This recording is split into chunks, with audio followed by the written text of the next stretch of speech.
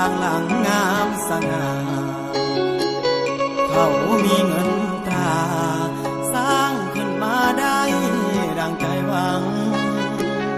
เอากรรมกรกินย้อนเหนื่อยแห่งกำลังสร้างเสร็จมาแล้วหลายหลังตัวเองยังบ่มีเงินอยู่ต้องนอนเงินห้างก่อสร้างที่ยังบ่แล้วกินข้าวกับแกแก่อยู่แล้วพอมีแห่งสู้หัวหน้าสั่งงานให้ค้างไล่ออกโลดจำเป็นมันต้องดู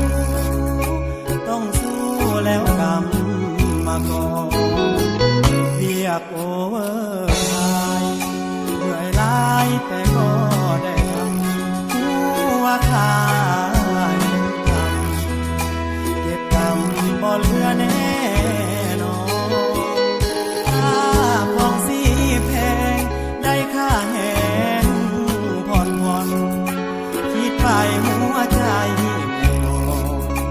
อ่อนสอนชีวิตเจ้าขอ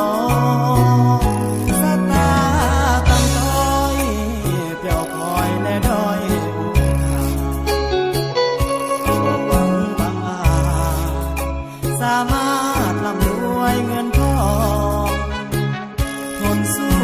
อยู่ไปเน้นได้แต่เพียงเลี้ยงท้องแต่ภูมิใจเจ้าของ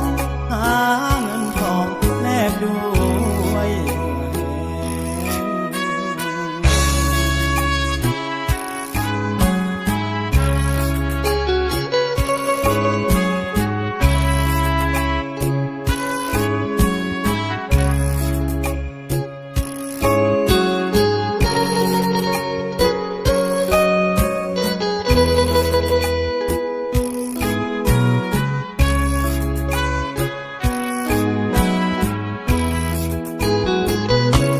โอเวอร์ไทม์เมื่อยล้ายแต่ก็ได้ทำหัวขาดท